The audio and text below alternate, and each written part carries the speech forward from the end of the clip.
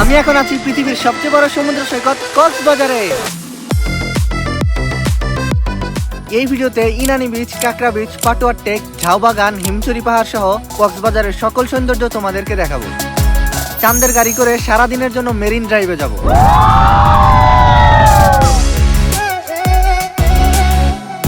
ডানে সমুদ্র, বামে বিশাল বিশাল পাহাড় আর মাঝখানে ছোট্ট একটি রাস্তা, যেই ভিউ পৃথিবীর আর কোথাও নেই। আমরা অলরেডি টায়ার্ড পাহাড়ে উঠতে উঠতে। এখানে লেখা আছে আই লাভ হিমছড়ি, কিন্তু এত সিঁড়ি ওঠার পর আমার আসলে মনে হচ্ছে না আমি হিমছড়িকে ভালোবাসি। কক্সবাজার গিয়ে আমরা কোথায় থাকলাম, কি খেলাম, কত টাকা খরচ হলো, কক্সবাজারের সকল তথ্য এবং আমাদের রোমাঞ্চকর অভিজ্ঞতা তোমাদের সাথে শেয়ার করব। চলো শুরু করা যাক। আমরা রাত 9টার দিকে টাঙ্গাইল থেকে বাসে করে রওনা দেই। বাস ভাড়া পার পারসন 1100 টাকা। সকাল 7:30টার দিকে আমরা কক্সবাজার গিয়ে পৌঁছাই। এই হোটেল থেকে আমরা প্রথমে সকালের নাস্তাটা করে ফেলি, যেখানে খরচ হয়েছিল আমাদের পার পারসন 60 টাকা। তো আমরা কক্সবাজারে সেই সকালের ব্রেকফাস্টটা সেরে নিলাম, আর এখন আমরা হোটেল খুঁজতেছি। এটি হচ্ছে আমাদের hotel, hotel Sams Plaza. At last আমরা হোটেল পেয়ে গেছি। আমরা এখন রুমের ভিতরে আছি। রুমের ভিতরে কি কি আছে সেটা তোমাদেরকে দেখাই। এখানে একটা এটা কি এখানে একটা টেবিল আছে, আর এই হচ্ছে বেড, একটা ওয়ার্ডরোব আছে, আর উপরে হচ্ছে একটা টিভি আছে, ওই পাশে হচ্ছে এসি আছে। আর এই রুমটার পার নাইট ভাড়া হচ্ছে 1500 টাকা। আর এখন আমরা সবাই বিচে নামবো। সবাই অলরেডি রেডি হয়ে গিয়েছে। আর এই হচ্ছে শান্ত।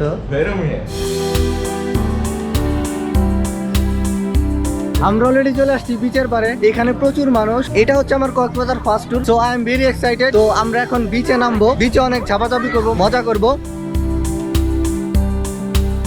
এখন বাজে কটা বাজে না বেল? 12টা। এখন বাজে হচ্ছে দুপুর 12টা। পানি একদম ওই পারে চলে গেছে। মানুষ দেখেন অনেক সামনে। গাইস, সামনে সমুদ্র দেখে আমাদের আর তর্স হইতেছে না।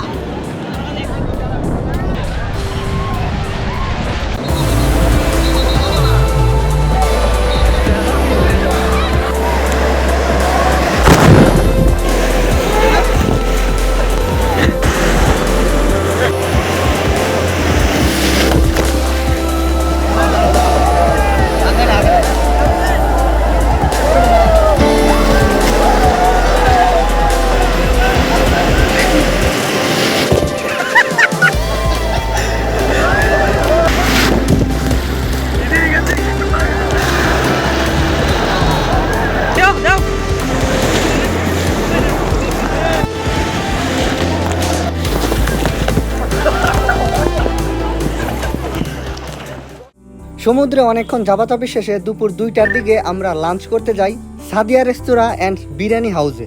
হ্যাঁ, সাদিয়া রেস্তোরাঁ। আমরা প্রত্যেকজনের জন্য 170 টাকা করে একটা প্যাকেজ নেই, যেখানে ছিল ভাত, গরুর গোস্ত, যে কোনো একটি ভর্তা, ডাল এবং সালাদ।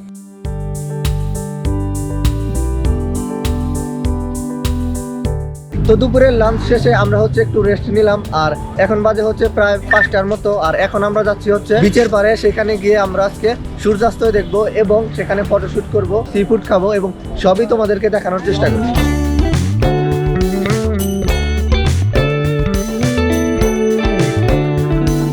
বিচে এসেই দেখি অনেকজন ফটোগ্রাফার আমাদের দিকে আসছে ছবি তোলার জন্য। এইখানে ফটোগ্রাফারের অভাব নাই। কক্সবাজার এসে ছবি তোলার ক্ষেত্রে সবাইকে একটু কেয়ারফুল থাকা দরকার, যারা মূলত ডিএসএলআর দিয়ে ছবি তুলবে। ছবি তোলার আগেই দামাদামি করে নেওয়া উচিত। আর ফটোগ্রাফারের বলে নিবা একই স্টাইলে একই জায়গায় একটার বেশি যেন ছবি না তুলে। এমনিতে দেখা যায় যে তারা কম ক্লিক করে, কিন্তু ছবি দেওয়ার পরে দেখা যায় একই স্টাইলে একই জায়গায় অনেক ছবি, তখন কস্টটাও বেশি পড়ে। তাই আগে থেকেই কথা বলে এবং দামাদামি করে নেওয়া উচিত।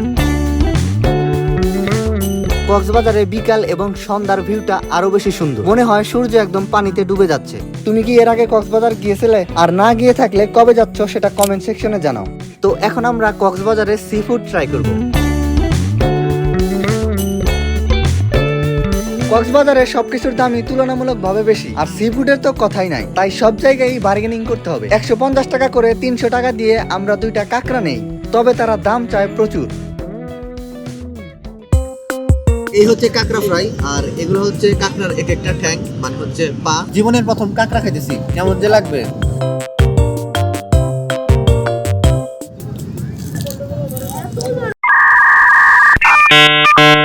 ভিতরে খুবই নরম, আর বাইরে হচ্ছে মচমচে। খারাপ না। দেখে খাইও, আবার জানি চিংড়ি দেয় না। সস দিলে মনে হয় যে মুরগির রাম খাইতেছি। আমি কি কাঁকড়া খাইতেছি নাকি মুরগির রাম খাইতেছি বুঝতে পারতেছি না। আরে এইটা আবার কি? ও, প্রথমে তো অন্য কিছু ভাবছিলাম, এখন দেখি অক্টোপাস। এক একটা অক্টোপাসের দাম 1500, 2-3 হাজার টাকা করে। তো আমরা একটা ছোট সাইজের অক্টোপাসের একটা পা 120 টাকা দিয়ে নেই, কারণ খেতে কেমন লাগবে কে জানে। আরো 300 টাকা দিয়ে একটা টুনা মাছ কিনলাম, এগুলো এখন ফ্রাই করা হবে। দেখেন দেখতে একদম মাংসের পিসের মতো লাগতেছে, দেখি খেয়ে কেমন। দেখতে একদম মাংসের মতো হলেও খেতে কেমন যেন একটা মাছ মাছ। সত্যি কথা বলতে টুনা মাছ আমার কাছে একদমই ভালো লাগেনি, কেমন যেন একটা গন্ধ গন্ধ, মানে টুনা মাছের গন্ধটাই এমন। তবে অক্টোপাসটা মোটামুটি ভালোই লাগছে। কক্সবাজারের সুন্দর সকাল উপভোগ করতে আমরা সকাল 6টায় ঘুম থেকে উঠে বিচে চলে যাই। কক্সবাজারের সকালবেলা আসলেই অপরূপ সুন্দর। শান্ত সমুদ্রের শব্দ আর কোমল রোদের উষ্ণতা মনকে যেন ভরিয়ে তুলে। এখানে সকালের প্রতিটি মুহূর্ত এক অন্যরকম শান্তি নিয়ে আসে।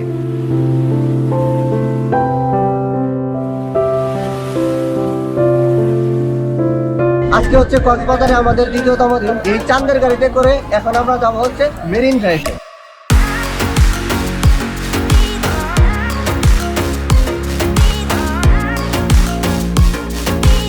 কক্সবাজারের মেরিন ড্রাইভ বিশ্বের সবচেয়ে দীর্ঘতম মেরিন ড্রাইভ সড়কগুলোর একটি। এটি 80 কিলোমিটার লম্বা, যা টেকনাফ পর্যন্ত বিস্তৃত। এই সড়ক দিয়ে চাঁদের গাড়িতে চড়ে যাওয়ার সময় দেখা মিলে এক পাশে নীল সমুদ্র আর অন্য পাশে সবুজ পাহাড়ের মনোমুগ্ধকর দৃশ্য, যা পর্যটকদের জন্য একটি বড় আকর্ষণ।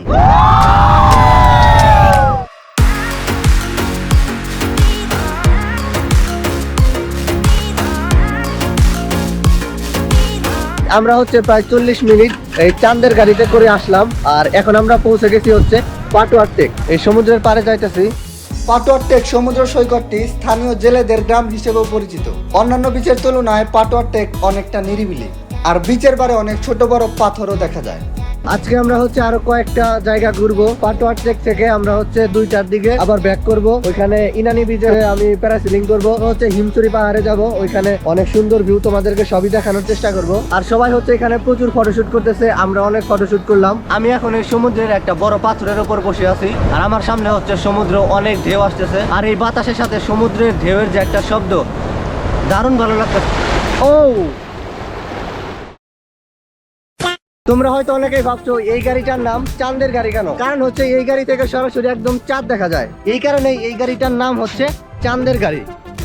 তো আমরা এখন আসছি কোথায়, নাম কি এটার? নাম কি? নাম তো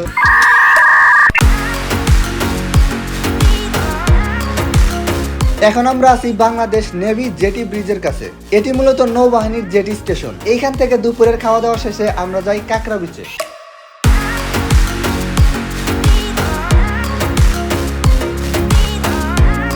আমরা এখন আছি হচ্ছে কাঁকড়া বিচে, আর আমি হচ্ছে এখন প্যারাসিলিং করব। আর প্যারাসিলিং করার জন্য আমাদের যেতে হবে একদম বিচের ওই পাশে। একটু হচ্ছে ভয় ভয় লাগতেছে, আবার হচ্ছে অনেকটা এক্সাইটেড। জীবনে প্রথম দেখি আসলে কিরকম অভিজ্ঞতা তোমাদের সাথে শেয়ার করব, এবং হচ্ছে ক্যামেরা নিয়ে একদম উপরে যাব, পুরো এরিয়াটা তোমাদেরকে দেখানোর চেষ্টা করব। এই ঝাউবন, এই পাশে পাহাড়, সমুদ্র।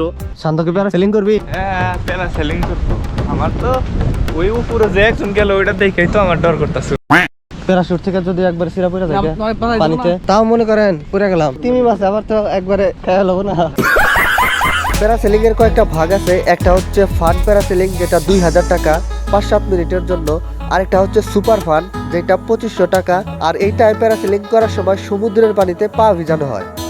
তো আমি করব হচ্ছে 2000 টাকার ফান প্যারাসেলিং। তো এর আগে এগ্রিমেন্ট লেটারে সাইন করতে হয়, নাম ঠিকানা দিতে হয়, কারণ প্যারাসেলিং করতে গিয়ে হার্টের সমস্যা থাকলে বা স্ট্রোক করলে তারা দায়ী থাকবে না, কিন্তু তাদের সেফটি রয়েছে পর্যাপ্ত পরিমাণে। যারা হার্টের রোগী তাদের প্যারাসেলিং না করাই ভালো, এজন্যই তারা আগে থেকেই সাইন নিয়ে নেয়।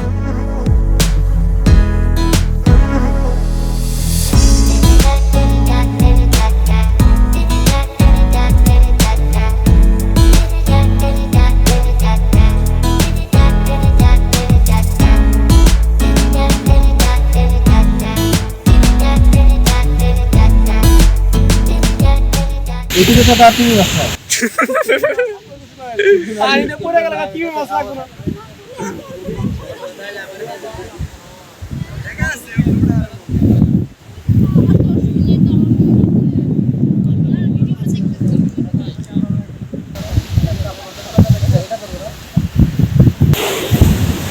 ওটার সময় এখানে ধরে রাখবেন, হ্যাঁ। রাইড শেষ করার পরে যখন মাইক দিয়ে বলবে কাপড় বাঁধানো বেলটা দেখছেন, হ্যাঁ। একটা বেল 2 হাত দিয়ে ধরবেন, 2 হাত দিয়ে? 2 হাত দিয়ে ট্রাই করে দেখেন, ছেড়ে ধরে এইভাবে, এইভাবে। ধরে রাখবেন, ছেড়ে-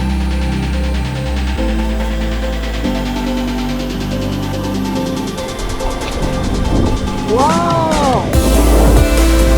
Oh my god! সব দেখতে পাচ্ছি আমি। আলহামদুলিল্লাহ। Wow! আমাকে হচ্ছে এখানে যে 3 ফুট দিয়ে হচ্ছে টানা হচ্ছে এই দড়ির মাধ্যমে। আমার পেছনে হচ্ছে পাহাড়, নিচে হচ্ছে সমুদ্র, আর সামনে হচ্ছে সূর্য। ওয়াও, দারুণ ভিউ। বাহ, আলহামদুলিল্লাহ।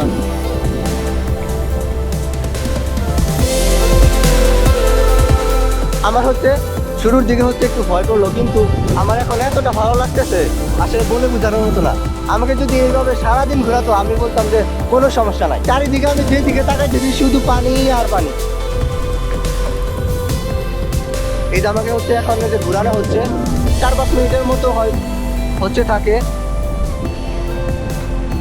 আমি শুধু একটা বিষয় ভাবলাম, এইখানে যদি একটা তিমি মাছ থাকে আর আমি যদি এখানে পড়ে যাই তাহলে তিমি মাছ তো আমাকে একদম খেয়ে ফেলবে। এইটার জন্য শুধু আমি একটু ইয়া করলাম আর তাদের সাথে একটু মজা করলাম, এই আর কি। যে সবাই আমাকে দেখতেছে। ওয়াও, আমি আসলে বলে বোঝাতে পারতেছি না আমার কতটা ভালো লাগতেছে। আমি যদি এইভাবে সারাদিন থাকতে পারতাম।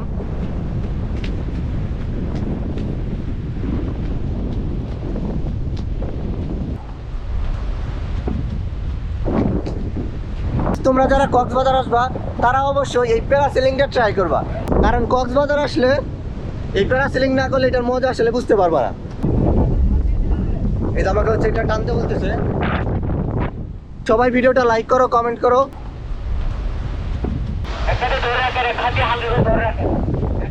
এই যে আমাকে হচ্ছে এই যে ইটা ধরে রাখতে বলতেছে ল্যান্ড করার জন্য। এই যে এখন ছেড়ে দিতে বলতেছে। তো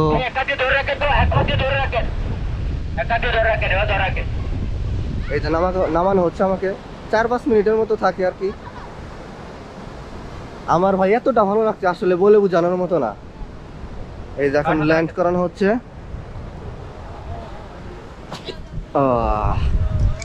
অলরেডি ডান। উপরে গিয়ে আমার এতটা ভালো লাগলো, চারিদিকে শুধু পানি আর পানি, আর পেছনে হচ্ছে পাহাড়, সামনে হচ্ছে মৃদু সূর্যের আলো।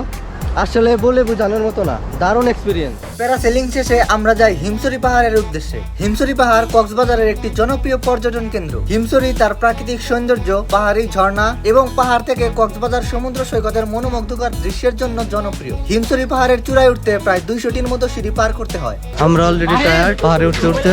এখানে লেখা আছে আই লাভ হিমছড়ি, কিন্তু এত সিঁড়ি ওঠার পর আমার আসলে মনে হচ্ছে না আমি হিমছড়িকে ভালোবাসি। পাহাড়ের চূড়ায় উঠলে সমুদ্রের অসাধারণ দৃশ্য উপভোগ করা যায়, যা আসলে মনটাকে জুড়িয়ে দেয়। হিমছড়ি পাহাড়ের চূড়া থেকে সূর্যাস্ত দেখার জন্য অনেক পর্যটকরা ভিড় করে। আমি এখন আছি হিমছড়ি পাহাড়ের একদম টপে, আর আমার এখন মনে হচ্ছে এই হিমছড়ি পাহাড় থেকে এই সমুদ্র সৈকতে যদি একটা লাফ দিতে পারতাম। নামার সময় আমি আর রাখি বেড়াটা যাম না, উপর থেকে আমার একটা ধাক্কা দেও গড়ায় নিচে একবারে যাম না। বাহ, ভালো বুদ্ধি। তো এক ধাক্কা দিলে একবারে নিচে। হ্যাঁ, তাহলে আর এটা যাওয়া সম্ভব না। তাইলে আর বাসায় যাইতে হবে না। এইখানে একবারে কবর দিয়া তারপরে যাবো একবারে। অন্তত বলতে পারবি যে কক্সবাজারে আমার কবর দেওয়া হয়েছে। কোনে যায় বলবো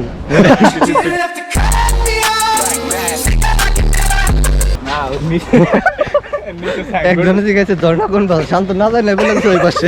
হিমছড়ি পাহাড় থেকে মাত্র নামলাম আর এখন যাচ্ছি হচ্ছে হিমছড়ির সেই ঝর্ণা দেখতে। হিমছড়ি পাহাড়ের ঝর্ণাও দেখতে অনেক সুন্দর, তবে এখন সেটার প্রাকৃতিক ঝর্ণা নেই, আর্টিফিশিয়াল ঝর্ণা। কক্সবাজারে অনেক ঘোরাঘুরির পর আমরা হোটেলে ফিরি রাত 9টার দিকে। রাতের খাওয়া দাওয়া এবং রেস্ট করে 11টার দিকে আমরা আবার বিচে যাই। রাত 1:30 পর্যন্ত আমরা বিচের পাড়ে ছিলাম। হালকা বাতাস আর সমুদ্রের গর্জন এজন্য এক অন্যরকম ভালো লাগা। রাত 1টার দিকেও মনে হচ্ছিল এখনো সন্ধ্যা, কারণ আমাদের মতো অনেকেই এই সময়টা উপভোগ করতেছিল। কক্সবাজারের 3য় দিন আমরা তেমন কিছু করিনি। দুপুর 2টা পর্যন্ত সমুদ্রে ঝাপাঝাপি করলাম। বিকেলবেলা বার্মিস মার্কেট থেকে আচার, চকলেট, শুটকি মাছ আর টুকটাক জিনিস কিনলাম।